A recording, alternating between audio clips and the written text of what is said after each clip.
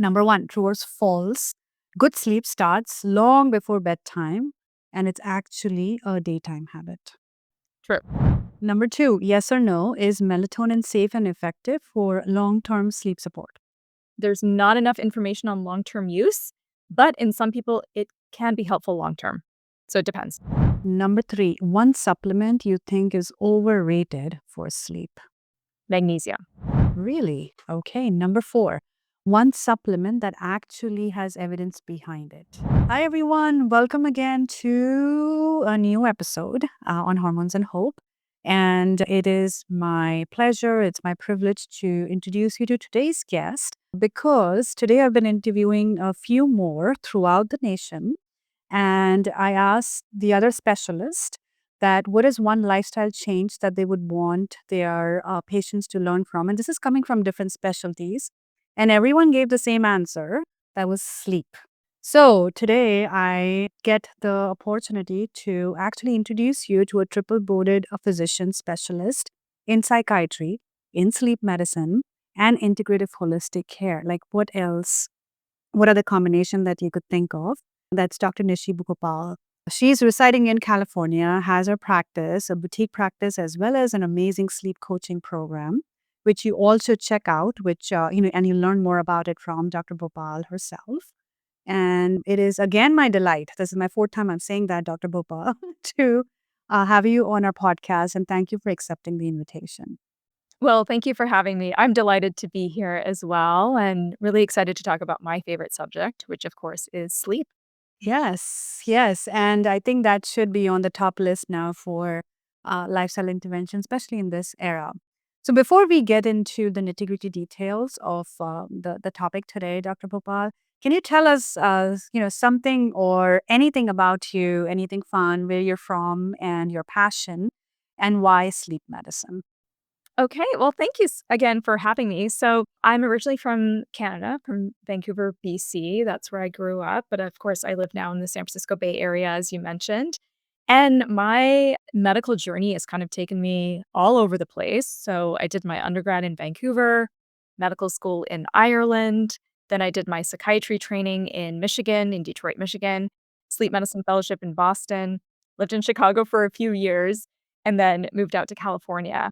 And through this whole journey, through this time, going through medical school, going through residency, I was dealing with my own issues with anxiety, with burnout, like many of us do. Whether you're in medicine or if you're a high achieving professional, many of us can relate to those patterns of, being a perfectionist, being a high achiever, putting a lot of pressure on ourselves. So I was dealing with those things as well, in addition to sleep deprivation that we all experience during medical training. So that kind of sparked my interest in looking deeper at health. And I got interested in yoga, meditation, just for my own benefit. And I started to see how those practices were so impactful in my own life, yet I wasn't learning about these things in my residency. So I got curious about that. Well, there was something to these practices that I'm doing. They're incredibly beneficial, but why am I not hearing about this in conventional training? So I started exploring integrative medicine, Ayurveda, nutrition, functional medicine, all of these other modalities. And eventually I started to incorporate those into my clinical work. And my interest in sleep came about for a couple of reasons. One was I was always that sleepy kid when I was in school. I was the kid who couldn't get up for school on time. I was always tired by the end of the day. I wanted to take a nap and I felt like I couldn't get a handle on it. And then that just got amplified during residency and fellowship training because of the sleep deprivation. And on top of that, in my psych residency, I was seeing all these patients with anxiety, depression, mental health issues, and inevitably they have sleep issues as well, right? So you're going to see sleep issues in the psychiatric clinic. And I was learning a little bit about how to help them, a little bit about restless leg syndrome or about insomnia management, but that was about it. And I wanted to go deeper in learning how to support those patients in a way that would actually heal them, not just give them symptom relief, but give them long term relief and improvement in their sleep quality, really optimize their sleep, because that's the foundation of everything, which we're going to talk about today. So that led me to do a sleep fellowship. And then, like I said, I was incorporating this integrative approach as well. And so that's kind of what I do now. That's how I came to this point where I now have a psychiatric practice where we support patients with a whole body approach to mental health and sleep optimization. We're incorporating the best of evidence-based medicine, cognitive behavioral therapy for insomnia, evidence-based sleep practices, and integrative practices as well. So that's kind of like how this journey came to be. I love it. Personal stories, and then that becomes your passion. Like, how do I solve this problem? And now you're spreading it, not just to the community, to people, but also teaching clinicians. So kudos to what you're doing. So, Dr. Bhopal, we have, before we start, we always have rapid fire questions. We'll have, 6 or 7 for you. And these are quick. That's why rapid fire, one liner answers or one word answers. And then we can get into the details of the deep dive. You ready? Okay, let's do it. Okay. Number one, true or false. Good sleep starts long before bedtime, and it's actually a daytime habit. True. Number two, yes or no, is melatonin safe and effective for long term sleep support? Okay, this one depends. There's not enough information on long-term use, but in some people, it can be helpful long-term. So it depends. Number three, one supplement you think is overrated for sleep? Magnesium, Really? Okay. Number four, one supplement that actually has evidence behind it? melatonin. Ooh la la. Okay. Number five, right or wrong? A consistent sleep schedule matters more than the total number of hours. Yes, so regularity is one of the most important metrics, but that doesn't mean you shouldn't get enough sleep and just have a regular sleep schedule. So short answer is yes. Duration also matters though. Okay. Number six, yes or no? Feeling tired even after 7 to 8 hours of sleep is a red flag for deeper issues. Yes. Okay. And the last one, number seven, one simple step or one simple sleep habit that every adult should start tonight after listening to this episode. Put your phone away at least 1 hour before you go to bed. Woohoo! Thank you so much. Words of wisdom, simple, and some myth busting answers here. So I'm excited to learn more, Dr. Bhopal.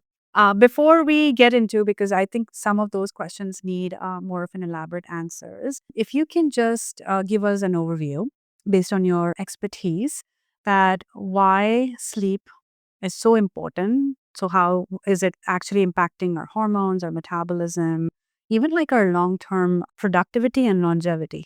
Yeah, absolutely. So the way that I think about sleep is that it's the conductor of your overall health, right? So if you think about your whole body, your physiology as an orchestra, there's different instruments, right? They're working in tandem, but they all have their own jobs. Sleep is the conductor of all of that.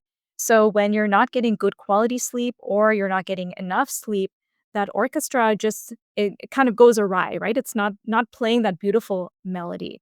And so let me explain a little bit more about what actually happens. So sleep impacts our brain. It affects the way that we think. It also affects memory consolidation. During sleep, we actually consolidate information that we learn during the day, and that information is filed away into the right filing cabinets in the brain. But if you're not getting good quality sleep or not enough sleep, it's like the files are just strewn about all over the floor, right? They're not getting put in the right cabinet. So that's why you might find the next day that it's harder to focus and concentrate, but it's also harder to pull information out. And what was that person's name again? Or, oh, yeah, I forgot to follow up on that email. These kinds of things can happen short term. And so you can imagine on a long term basis, if you're not getting good quality sleep, that can have significant impacts on memory down the line. Another thing that happens in the brain during sleep is we start to wash out proteins that build up during the day. So things like amyloid protein, and those proteins are implicated in the development of Alzheimer's. So during stage 3 deep sleep, our brain actually washes out those proteins. So again, if we're not getting enough sleep, we can have a buildup of those proteins and that can lead to long-term cognitive decline.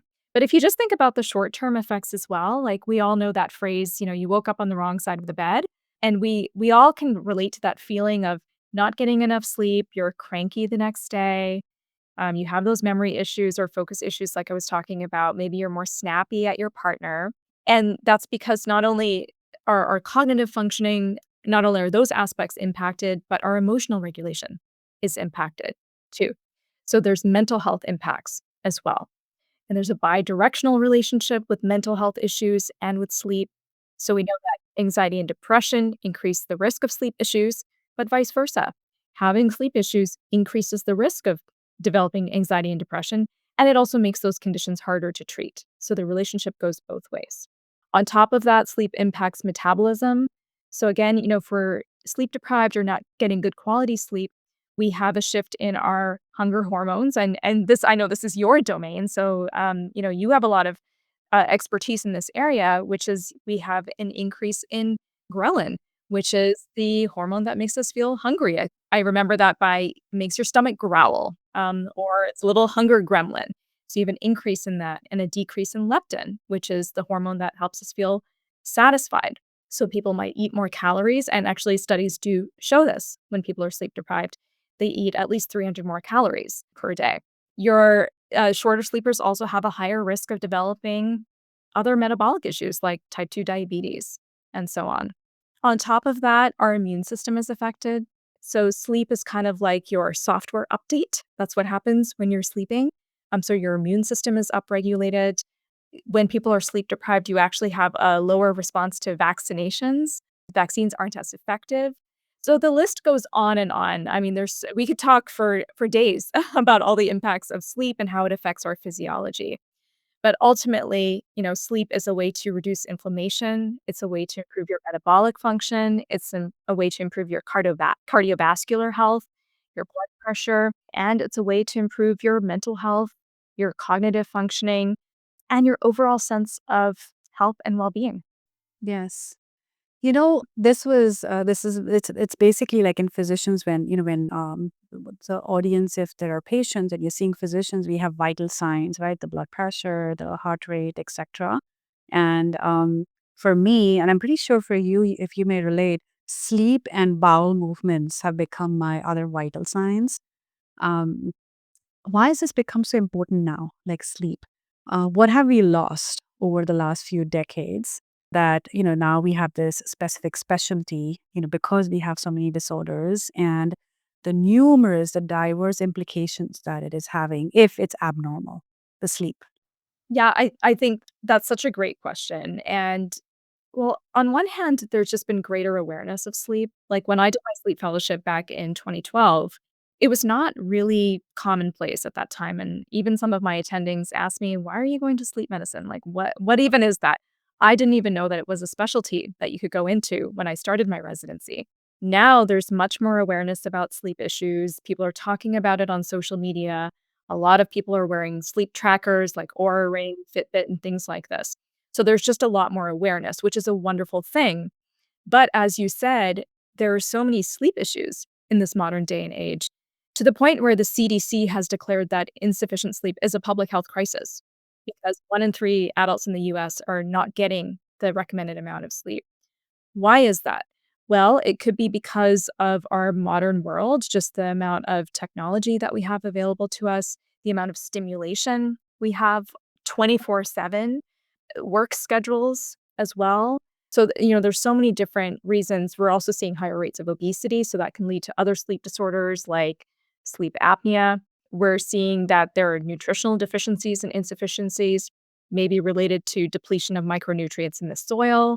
So we're seeing more people with magnesium insufficiency, and we'll talk about magnesium because I said that was one of the most overrated supplements, and I'll explain what I mean by that. Iron deficiencies can lead to restless leg syndrome, restless sleep. So there's all of these different factors at play.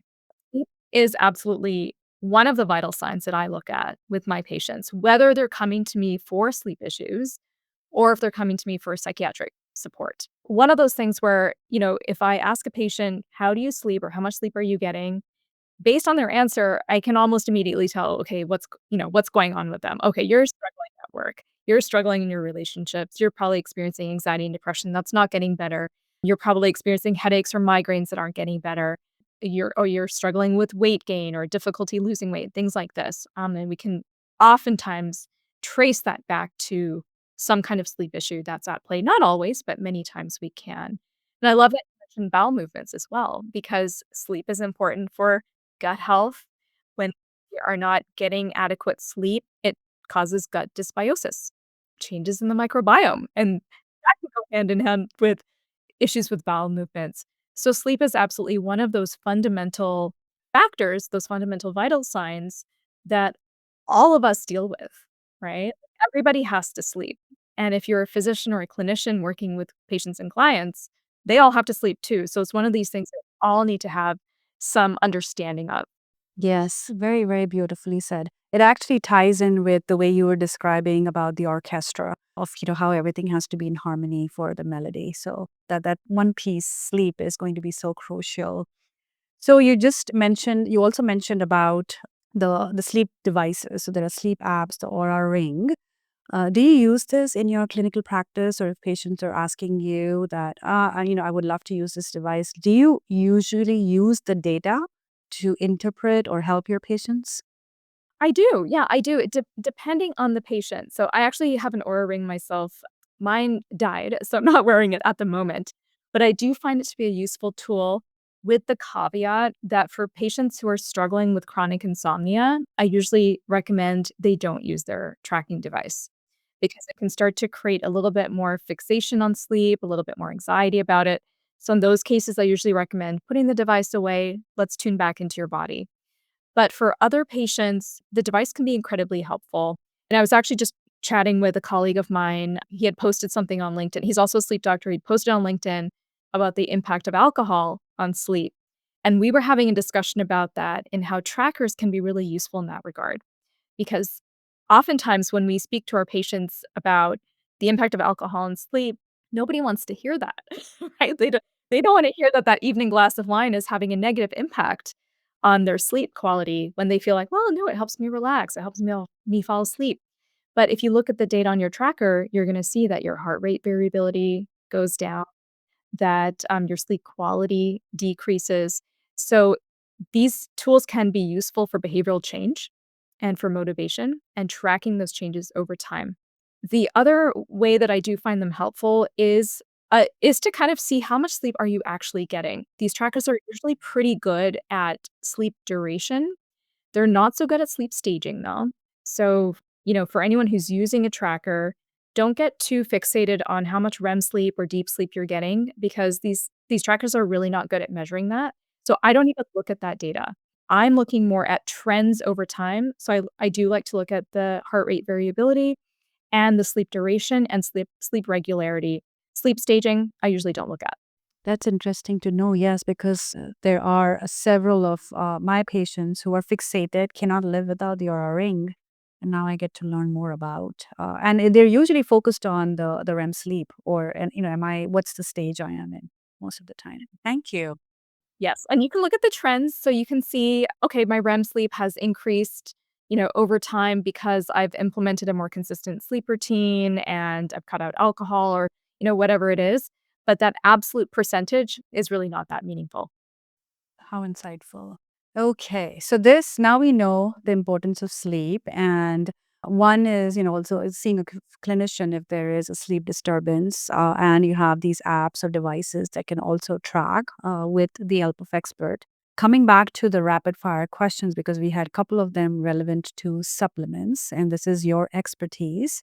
So, what works? What does it? Like, there is so much out there and it's very easy to market them, get your best sleep.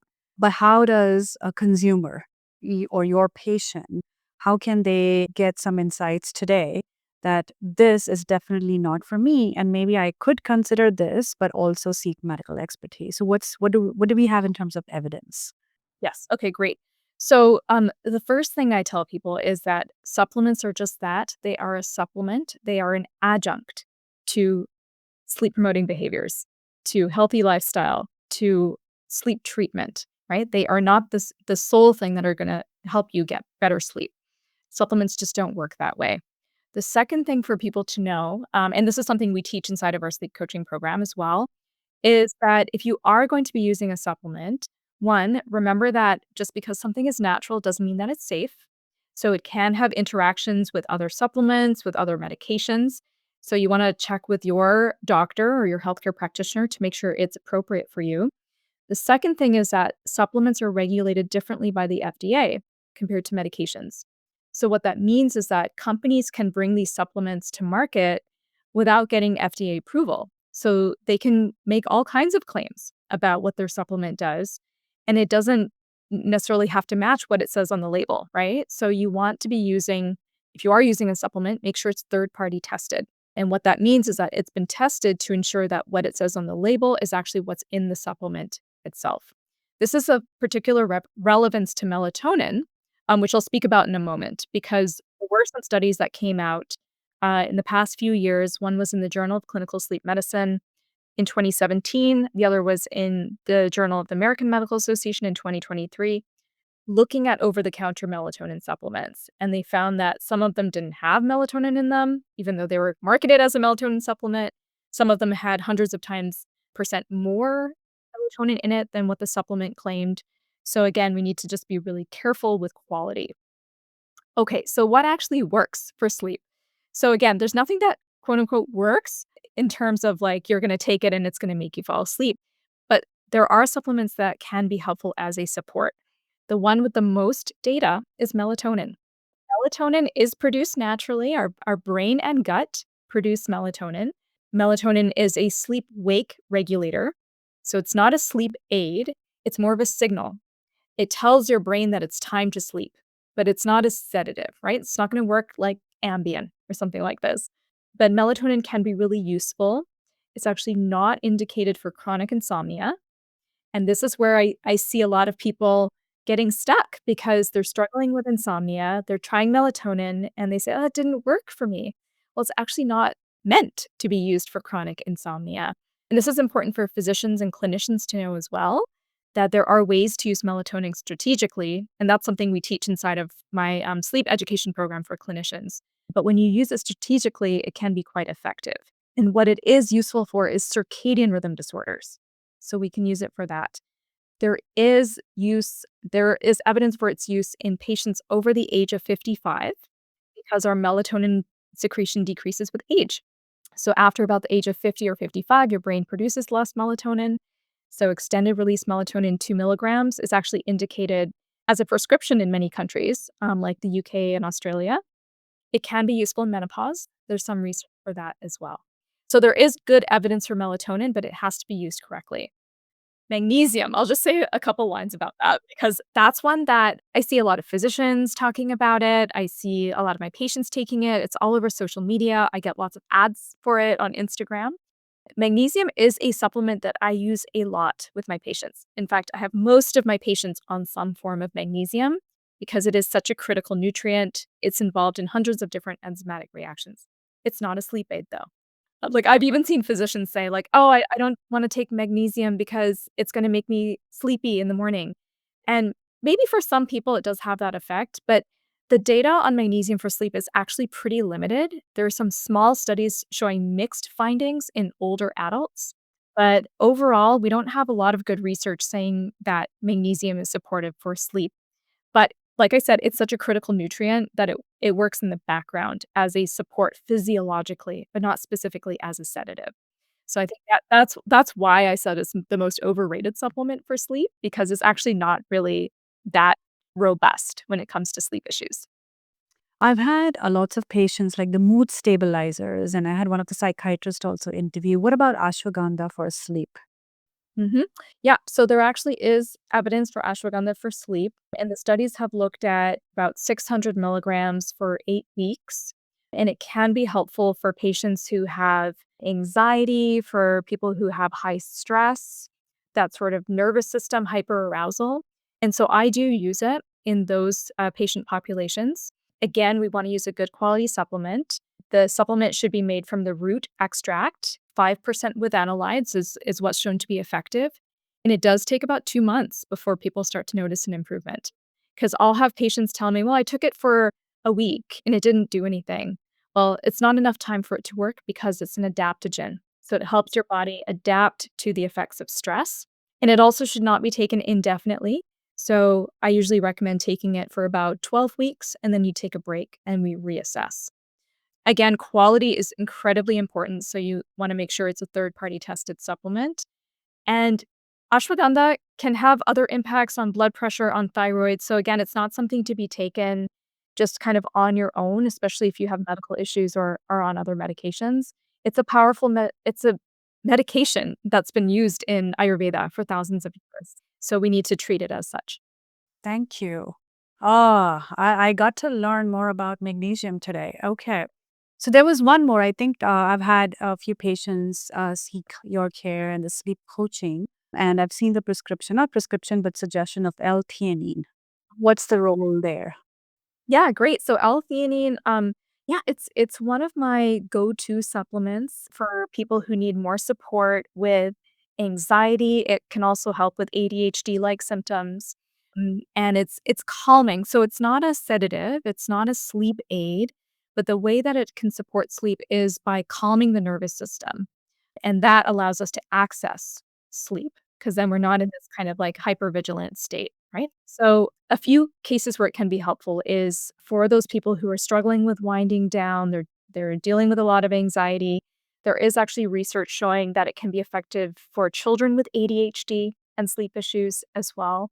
Generally, we start with around 200 milligrams. The research shows that taking it for about 2 to 4 weeks as a daily dose can be helpful. Sometimes I'll titrate above that depending on the patient. But again, we want to make sure it's safe given your, whatever else you might be dealing with medically or medication wise. Good quality supplement is recommended. And it's not the only thing, right? It's just a small part of the treatment plan. And that's the big mistake that I see both clinicians and patients making is like, okay, take this thing and let's see if it works, and what does it mean if something even works? We have to understand, like, what are the appropriate expectations to have around this supplement? But you can't just use it on its own, it has to be done as part of a whole treatment plan. So that's what we do in our coaching program. The bulk of what we do is working on nervous system regulation, and then we'll use tools like L-theanine for additional support. So if an individual is walking to the store, melatonin is all over, right? And you talked about the 2 milligram extended release for individuals above 55 if they were dealing with insomnia and not chronic insomnia. What about these other doses that are available over the counter?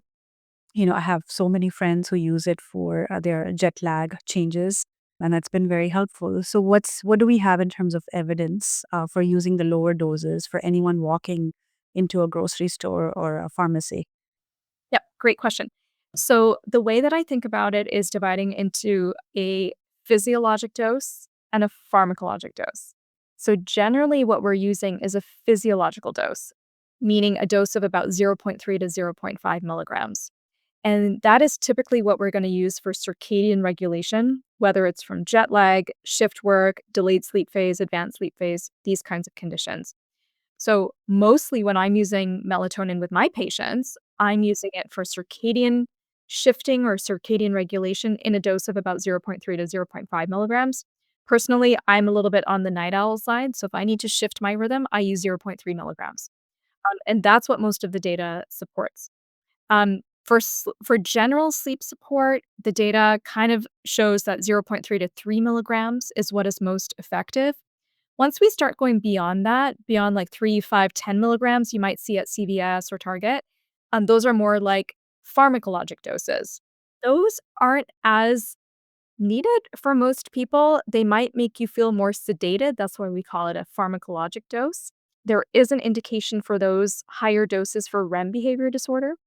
There's also emerging research that, and this is kind of beyond sleep indications, but there's emerging research on melatonin's antioxidant effects, anti-inflammatory effects. So it's being used for long COVID, for IBS, for sepsis, for cancer, and those are higher doses. Those are much higher doses. Those are like 20 milligrams, 50 milligrams, even hundreds of milligrams. So I'm not talking about that. There is use for those. But for sleep, generally, the data supports zero point 0.3 to 3 milligrams and you wanna make sure it's a good quality supplement. How fascinating. So, when I did my endocrinology fellowship, I don't think so. We had melatonin supplements, or maybe just very few, but not all over. And melatonin was only discussed in physiology, like where it's produced, like in the brain and what it does. We didn't have any information, which as fellows we needed to learn about the physiological doses versus pharmacological doses versus the evidence of like you mentioned about like a prescription dose for elderly.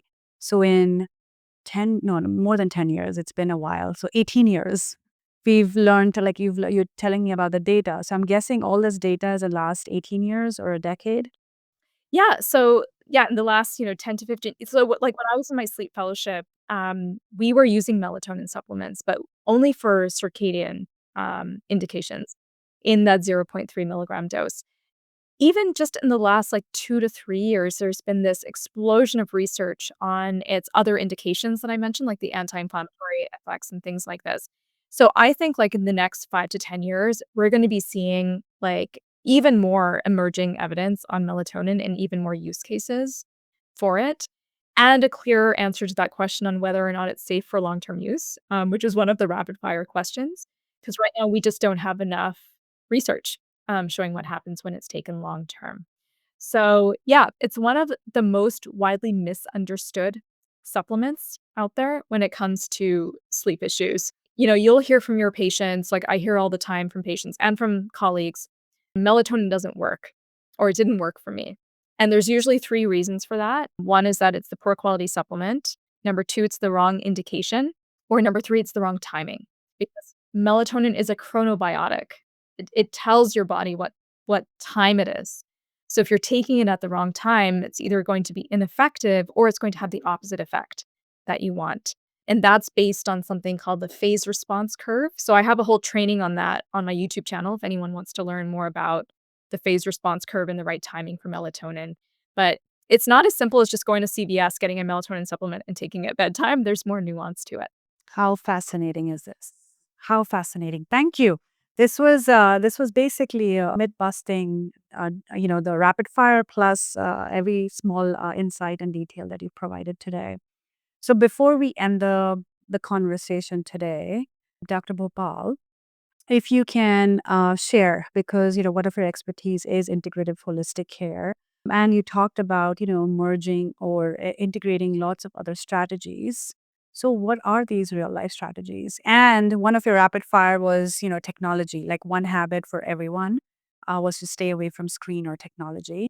So can you guide us through at least like 5 simple steps or bedtime routine or our daytime habits that can help improve sleep? Absolutely. Okay, so the first thing is going back to your first rapid fire question, which is, when does good sleep start? So good sleep starts during the day. What we do first thing in the morning and throughout the day sets the scene for how well we sleep at night. So number one is to have a consistent wake time, within about an hour of the same time every day. The second thing is to get bright light first thing in the morning, ideally with natural sunshine. But if you don't have access to that, if it's dark outside when you start work or this kind of thing, you can use a light therapy device. The third thing that I recommend is to actually have your meals on a regular schedule throughout the day. It's one of those really subtle things, but I recommend this to all of my patients struggling with sleep issues. And they notice that their sleep starts to stabilize pretty quickly when you have that regular routine. In terms of technology, I really like this technique called the bookend strategy, which means no screens or technology for the first hour after you wake up, and then for an hour after before you go to bed. So put away your phones, your iPads, this kind of thing, with a caveat that it's okay to watch TV in the evening, especially if you find it relaxing, it helps you get your mind off things. That's okay, but you want to stay away from social media, stay away from the scrolling, from checking your email, catching up on work. That's too stimulating. But more passive activities like watching TV in low light is can be helpful for some people. And then the last thing is to have some kind of a wind down routine. It doesn't need to be a rigid bedtime routine. And in fact, something that I work with my insomnia coaching clients is we want to shift away from rigidity because I have patients, especially those with insomnia, who will have these very strict bedtime routines. First I need to do these 10 things. I had one patient who was an engineer. We're in the Bay Area, so we see a lot of engineers. He had like a 30-step bedtime routine, and that kind of thing actually creates more anxiety. So we need to allow some flexibility, but having some wind down, whatever that looks like for you. So it could be having a shower, having a warm bath, doing some stretching, reading a book, maybe doing some journaling, listening to yoga nidra. Maybe it's watching your favorite show, this kind of thing, but something that you look forward to in the evening. And, sleep takes time to catch up. So, if you do these habits for 1 or 2 days, if you're struggling, it's not necessarily gonna work right away. But if you do this consistently, it's like exercise. You do it consistently over time, you'll start to see improvements. Yeah. Simple, solid, and powerful. Thank you. Thank you. See, it's we talked about supplements, we talked about, all the effects that poor sleep can have. And you're just leaving us with very simple steps, which I really loved. And they're not nuanced, they're actually very simple. So, anyone listening, watching, these are magic words and they actually work. So thank you so much, Dr. Bhopal. Before we end, please let us know, your website. You talked about your coaching program and the YouTube channel. If you can leave us with that information, but we'll also have it in our notes for the episode.